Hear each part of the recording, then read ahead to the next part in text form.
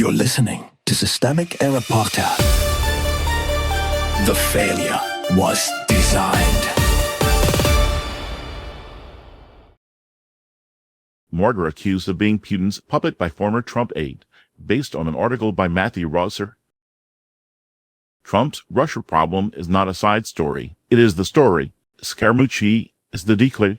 The article wants to frame Anthony Scaramucci as the messenger, but he is not the center of gravity. He is a former Trump aide with a microphone. The real subject is a president who keeps rewarding Vladimir Putin, weakening NATO, and normalizing conduct that would have been disqualifying in any functioning political order. That matters, because this is how accountability gets laundered. Elevate a noisy ex-insider, argue about his credibility, and let the governing behavior slide past untouched. Power still sits with Trump. Trump holds the institutional power. Trump makes the decisions. Trump sets the line the White House repeats. When he praises Putin, disavows NATO, and breaks with the post-war security order, that is not confusion. It is executive action with geopolitical consequences.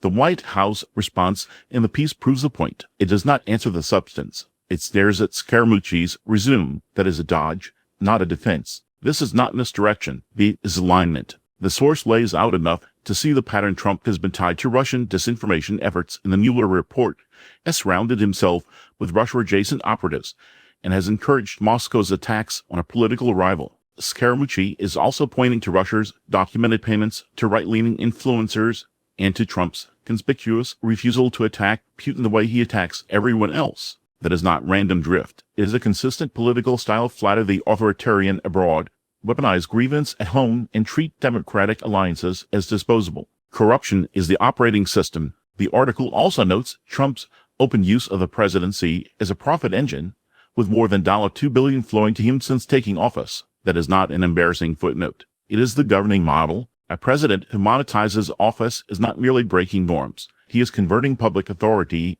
into private gain while asking supporters to call it strength. That is the same fraud in different packaging. Corruption recast as authenticity.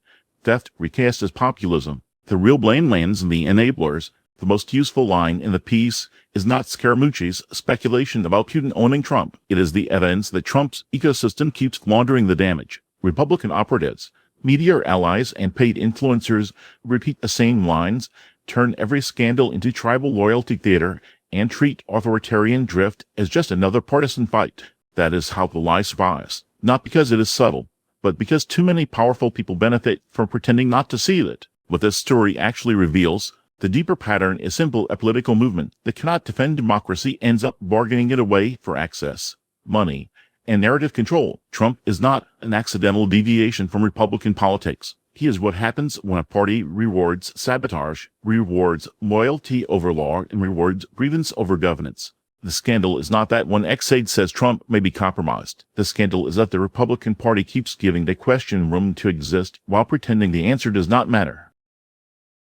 You've been listening to Systemic Error. Thanks to Alternet for today's article, with the automated voice of Norman. Thanks for listening.